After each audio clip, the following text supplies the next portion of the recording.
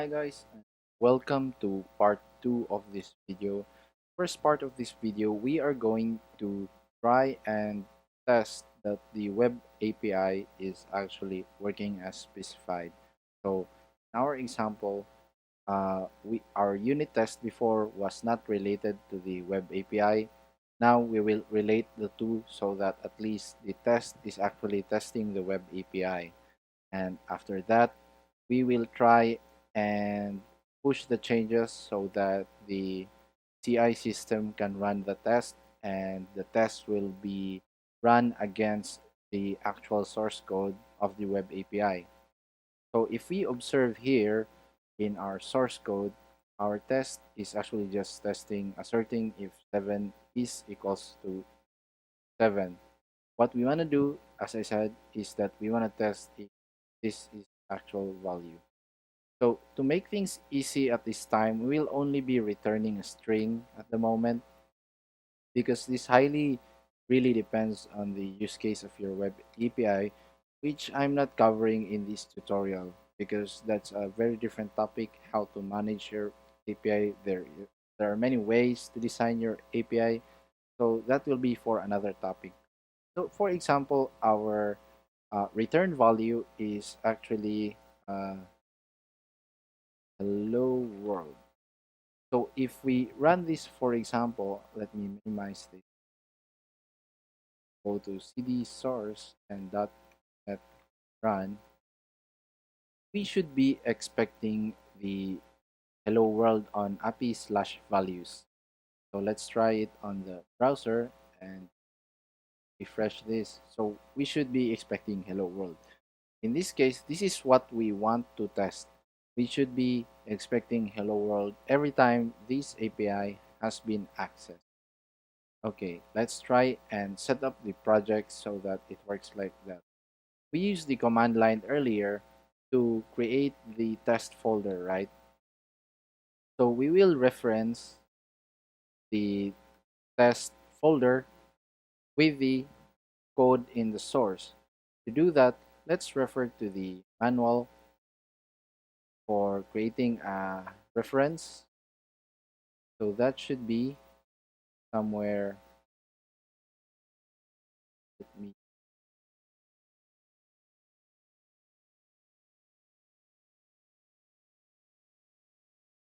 I cannot find it, but let's try uh, .NET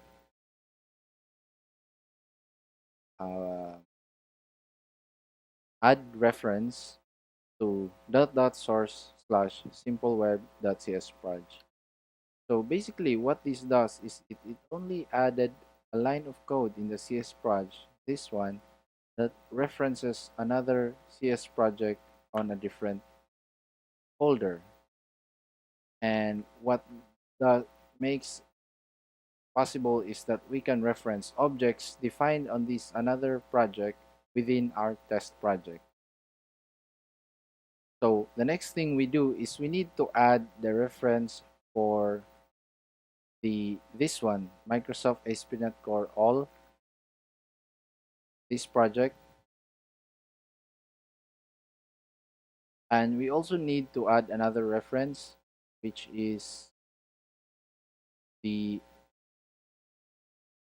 test server, which can be found in this Nugget repository. You can copy the link here, and then using .NET CLI, I'm just going to copy this, paste it, test project. What it did is it added another file. Double click this, the test host.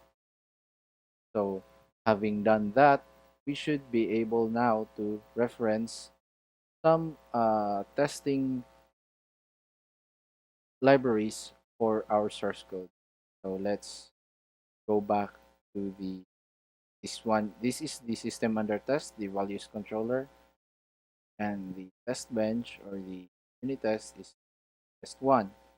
So we'll just reference the HTTP client and the server from here, and let me format that bit, and reference the test host client. After that, we're gonna create a constructor for this file. Class name is unit test1 and we have no parameters. And on the arrange section of our test, we're gonna paste this code, which basically gets the server by creating a test instance of the server instead of the Kestrel one based on the startup code within our Simple Web project. Follow that. This is the code for the startup of the Simple Web project where all the configuration has been. And then we rename this test to rename symbol is Shift F6. We rename this to, let's say, default response should be hello world. So this fact is testing the web API. Let's web API values default response should be hello world. And then the code within that should be this one. This is just an example though. So we will make this code async, but let's stay void. So what does this mean? Basically, we're saying that first create the server in memory using the reference from our web API from source directory, and then once the first test starts, which is titled web API values default response should be hello world async,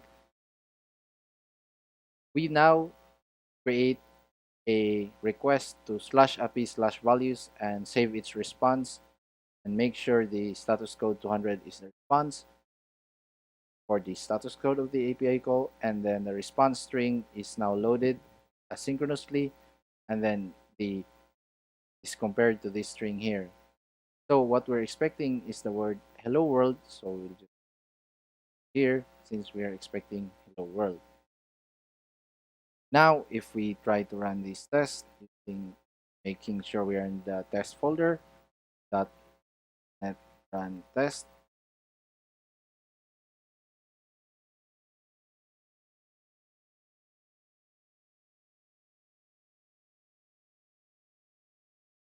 let's build, for some reason it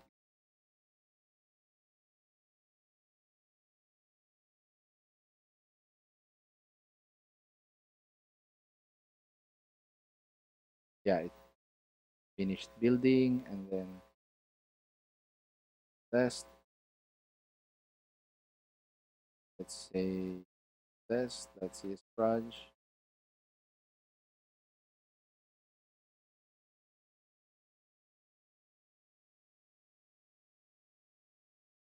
But if we do create a mistake here, like for example change that part there, let's see if error.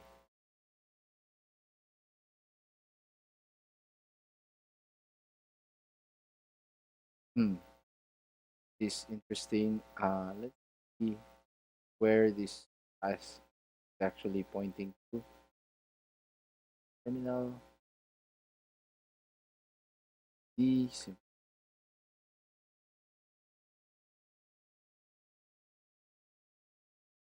So for some reason our code is not running well. Let's try and rebuild .NET and build source and simple web. That's a spread. Ah, okay. Okay. Using the dash dash project.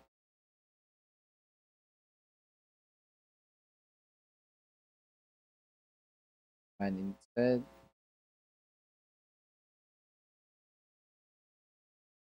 so we're getting an error. Let's try to ignore this and say unrecognized from. Oh, .NET build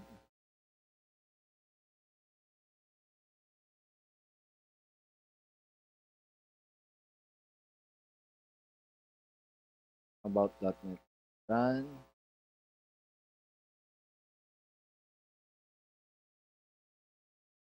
Oh, I get my error now. It should be .NET test, and then the project we are going to test is side test slash uh, test.csproj.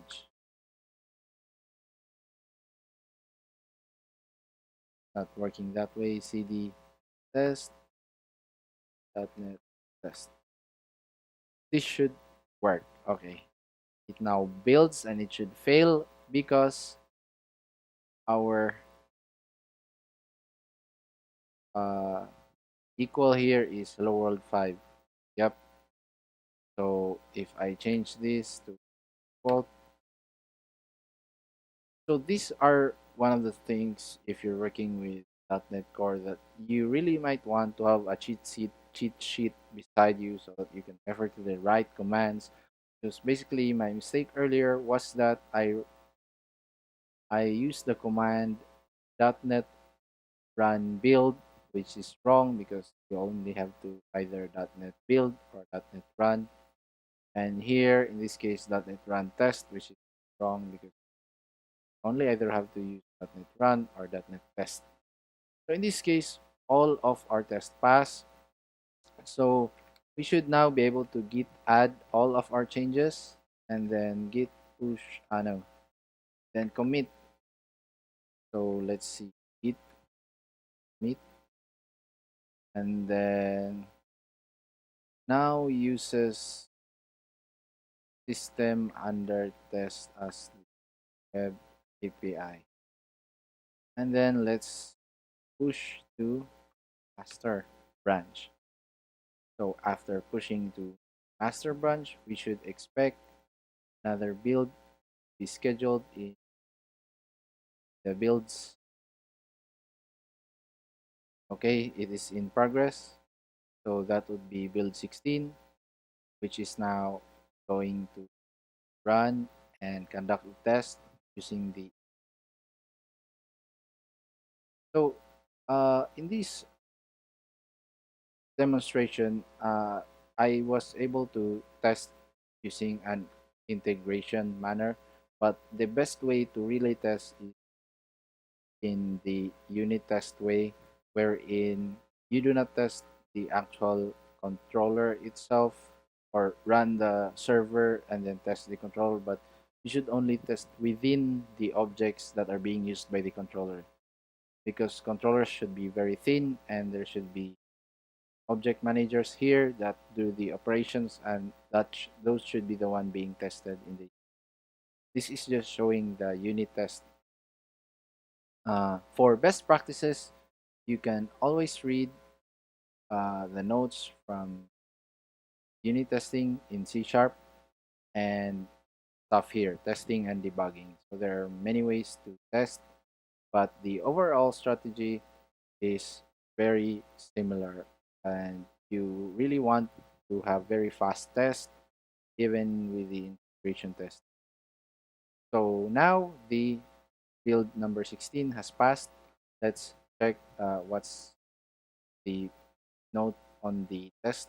So basically it found one test, and so let's try to fail this test by, let's say somebody was working on our source code and they decided it was no longer going to be hello world but uh, hello C sharp and fail. So basically this is now the return and nobody updated the test and you didn't bother running the test. Um, what we want to do now is we want to have the ability to, when the test fails, it should not deploy on our server. So basically, in our next video, I will show you how to automatically deploy on the server when the test passes and how to prevent deployment on the server when the test fails. So just for the purpose of demonstration, I'm just gonna git add this and then git commit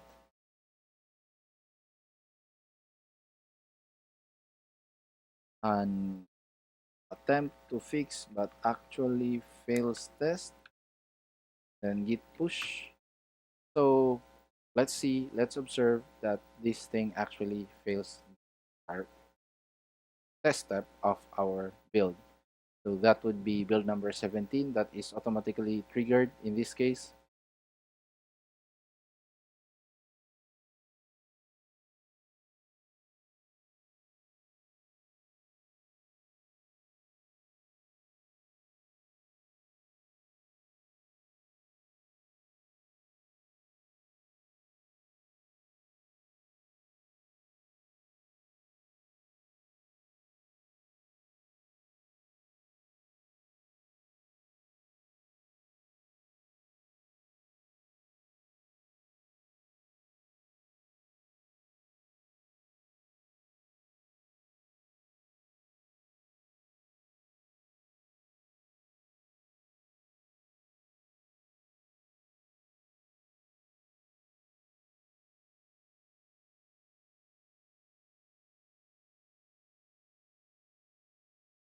Now we are on the test phase of the build.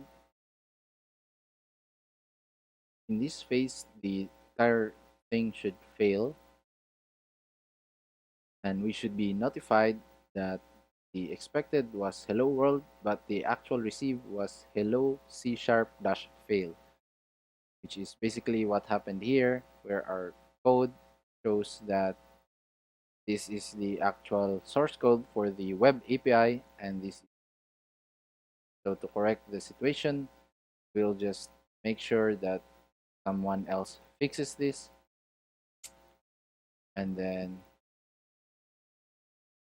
updates the source code.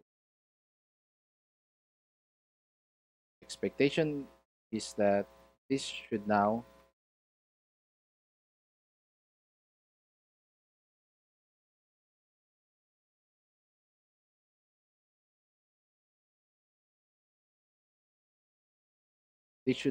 pass the entire build test process. So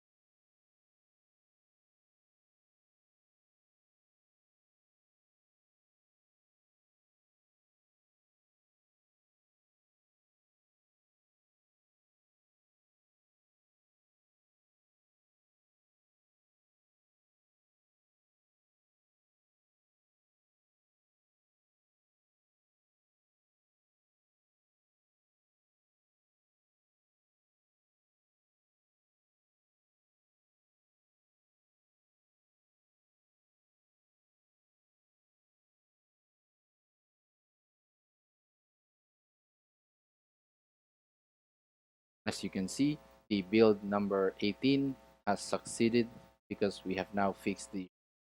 So on my next video, I'm gonna show you how to automatically deploy to a server. In For that video, I'm just gonna quickly go over how we can use DigitalOcean instance to create a server, and I can also demo how to use your server to deploy the web API. Thank you for watching, and see you on the next video.